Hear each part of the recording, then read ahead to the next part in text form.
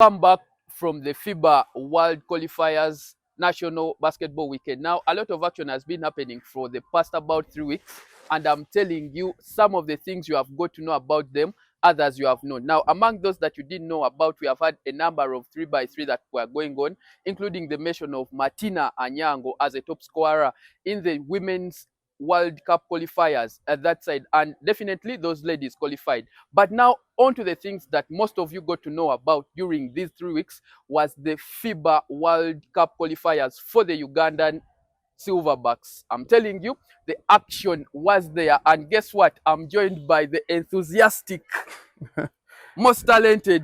We are talking about someone that has earned their sports, and as far as the basketball field is concerned, I'm here with Nyanzi. Nyanzi, what's up? Njogedde bingi oba kifitinga? Anyway, that's okay tukyogereko. Nyanzi wanye nagenda agipika lwaki okiwadika nnyo otyo? So bwekito bwekiri actually abantu balina okitegeera nti kati essaawa zino eno ate olina analyst, basketball analyst. Ako nze ndowooza tujja kuwabya abantu. We are just sharing opinion and not just opinion tugirekawo, but the kind of opinion where we are trying to look out for solutions and for a few issues here and there, because you've seen how our league has been going on. You've seen the national team. You've seen how the ladies have been performing. You've seen how grassroots programs have been happening. You've seen academies. You've seen the welfare of umpires, coaches, team managers. Bintu bingi nnyo. Exactly. But here at this podcast, we are not coming in for criticism, but sharing our opinion and how we are seeing things on this other side, as well as also listening to what's happening on the other side. How things have been going on in the basketball world right now. We are having the Uganda Basketball Players Association, which was launched a few weeks. We talked about it a little bit, and we are yet to see what's going to be happening in that space. We are seeing the return from the international holiday, where some of the players were called in for the national team. Players like Titus of City Oil. We've seen Nyembo of Nam Blazers going to the Congo team, and also Banza. We've seen players like Bale Fayed. They've been called onto the national team. We've seen Edwin Ekau, you know, featuring the first time on the national team, like the big team. We've seen guys like Obleng have been there before. Obleng, you get it? So there's a lot of things that are happening in the space, but the bottom line is we are trying to talk about the things. We get, you know, proper accountability, transparency. This is not a one-man show. We are just throwing a pinch of salt onto the development of basketball. Definitely. And I think that the other thing that you are giving out there is the reality, and as far as the information gap is concerned, some of the things that you learned on out there, and then you put it out for the people who follow you on these channels, so that they get the information really.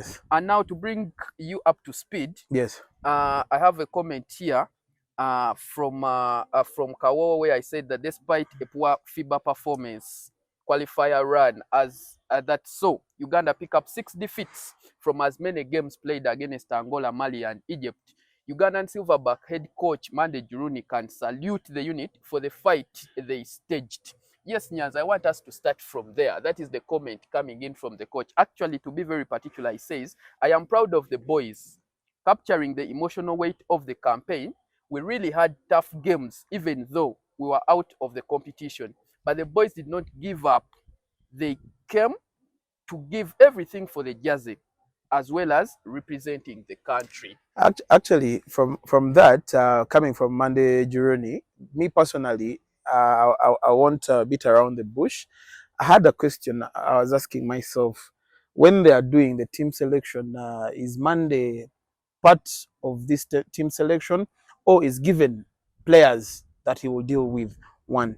But for the past years I've seen white coaches who have come in as head coaches, and Mande has been the assistant coach. and what Monday this time delivered with almost the same squad, with a few people who are added onto the roster, Msime and Mbogo, then Edwin Ekau, and I think the rest were there before, and what Monday delivered with the same almost players, me, I would give Monday this time his flowers, and I would think going forward we need to give trust to our local coaches too, in regards to taking the national team in, in bigger spaces. So look at how we performed the other time. Yes, Monday was there, but the margins were bigger. But this time round, it felt more a united block when it came to the competition. That maybe one of the things we missed out. Yes, we are having good players, but remember they're also young.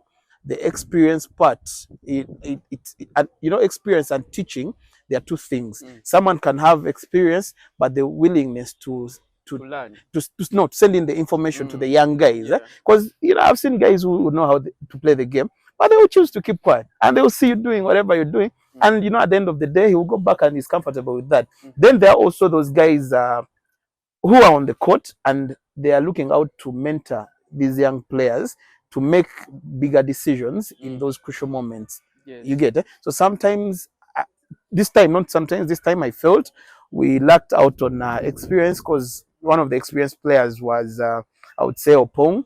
Then they would pull in the Tituses, you pull in the Ballets and all that. But you see, experience and being able to teach, they are two different things. Now, later on, Jans, you're going to talk to me about this pick that you're going to put for the fans, for the people following this channel to see, where Titus was guarding that gigantic guy. Yes, the Egyptian guy. Yes. Later on, you're going to talk to me about that. Yes. But now, for now, I would like, because it is something that you talked about, as actually the boys went out there to have to get engaged in these games. Yes. You told us here that we should not expect much. Yes. The biggest we could get from this all encounter should be an experience. Yes. Do you think that is something that was very evident watching those games? No, like, to be honest, Sam, and I told you this, even on camera, off camera, I told you, from the first round of the FIBA World Cup qualifiers, when you look at the size and the performance of the other teams, man, it's much more than just talent, but there's also a lot of unity that you would see on the floor. You get it? And remember, there's something, a few days ago, I was on an Express, and it was two Bob talking about basketball, how the national team went on, and one gentleman said that we lack size, but I don't think that's true. You get it? Yes, on the national team we don't have size. Maybe in the league we don't have size very much, but trust me, in Uganda here we have size, because it's evident. If you look back, our difference to volleyball. Yeah, volleyball. If you look at the guys playing volleyball right now, you would almost, they're averaging 6'5", and they're Ugandans. So you want to tell me where the volleyballers are getting these players? The heights, the heights, the size, and all that. Is it different from basketball? Because they're picking from the same pool. Yeah, it's the same pool. So at the end of the day, when someone wakes up and says, no, Uganda, we don't have talent, we have to rely on diaspora players, it doesn't make sense to me. You get it? Because these are all Ugandans, regardless where they are. And even when we get that kind of size, still, they're Ugandans. That means, by virtue of how we used to have size then, so you want to tell me people stop producing? You get? It doesn't make sense, because we are having volleyballers who are giants. So from this whole encounter, do you think that if there is anything to pick from it, do you think that now, especially for the new people, the experience, the encounter, what would you say about it? Because it is one thing that you pointed out. I remember you mentioning actually picking out Ekau, and you're like, let's not expect so much. Yes, it's just let him get the experience. Let him get, and he'll understand. Yes. Do you think we achieved that? Yeah, and I know deep down Ekau has learned something, one or two. And if he hasn't, that means maybe it's his problem. But I know from how we saw the game being played, how at that level, the contact. Because I remember the Angola game at one point, fourth quarter, scores are about 92,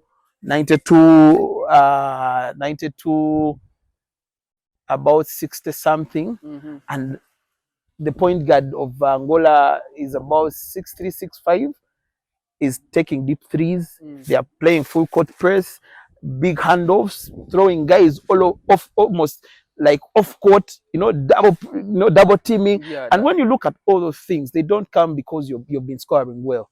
Those things come because there is team unity. You get, there is a lot of agility on the team, and how guys are moving. So when you look at our team, and because at one point you would notice that only foreign players on the floor. You get, which is not a bad thing. That means we need to do things, a little bit different to be able to achieve, like actually compete, not just participate, but compete on a level like that. I mean, except for the fact that we get the experience, definitely people get to learn lessons from all those encounters. What else do you think we could have achieved from that, from these qualifiers? It's basically, to me, it's more of an eye opener, because when you look at how we've been taking the national team, and this is still a quote from Tubob.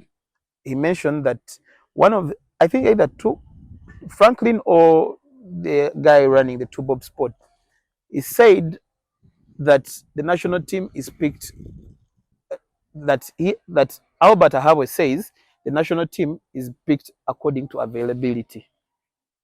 You get that? According to availability of what? Of the players. Of the players. Okay. That if Sam is available, those are he's in the pool of people they will pick out. But me, I think that's okay. I would not say that's not true, but it doesn't add up logically. You want to tell me from the country, like the whole country, Uganda, we had only 6 players who are available to join the national team. Because often we've been having the same thing where a 12-man roster is picked. You get, and who picks it? Maybe a committee sits, and they decide this is the person we need for this moment, and blah blah blah, which is not a bad thing. But again, where are you living? Like performing players. Are you asking the criteria? The criteria, and I've asked this before. Yeah, you have. You get, I've asked this before. What's the criteria? But if we keep on picking, like the National League, the NBL, and we are picking out 6 players, and 6 of those players, 4 are from City Oil, and you want to tell me the players of City Oil are more available than other players? Wow. You get? I get it. You get. Then we pick out Obleng, then we pick out Edwin Ekau as an addition. You get the point. Then remember the first round we had Ruwama, it's called Ruwama, and Edgar Mnaba. Duncan, yes, Duncan Ruwama. Eh? Yeah. Yes. You look at scenarios like that the other time they went, actually, I don't think he got a few minutes on the floor. You get, he didn't come back. So were you trying to just how you're teasing in to see try and error. Try and error. Yes. You get the point. Yes, it's not bad to take these guys to get the experience. You get the point. But again, let's sit down and have a sustainability program. Be objective. Objective. Yes, not 1 minute you have a roster and the next minute you're changing the roster. And these guys, they're only meeting for 10 days. Yeah. And actually this time around, 10 days were even on the bigger side of things, because they went even out for a camp in Rwanda. They, played friendlies. Were really very good. Preparations were better than, the before times. Yeah, true. You get the point. Yes. So at the end of the day, what are we picking from this? We need to correct these things. We need to have a sustainability program of the national team. We need to keep in program the under 18. One time you asked the question about where do the boys who represent us under 18 go? Exactly. That's why I'm saying we need to have a sustainability program where we are seeing players from under 18 monitored, and seeing at least from the roster of, let me say, 18, 12 players, let's have at least 6, maybe 6 stick onto the adult national team, but not only just staying there, but also competing. You get the point. Then maybe have the others, the under 18, because remember these are normally young guys from high school and maybe joining university and all that. So we would love to see them competing on a higher level in the league. You get. But you find a whole roster, and from the roster we're having also scenarios where guys are being they literally disappear. And this is not the first time. This thing has been happening. A couple of different under 18 things happen, and basketball continues, and like nothing happened. Well, I'm going to bring you back to the story of self-made basketball here in Uganda later on, but let's first take a look at this pic where Titus was marking this guy of Egypt. Tell me, because you've talked about size. Yes, I talked about size. But look at that, Nyanzi. Look at that size.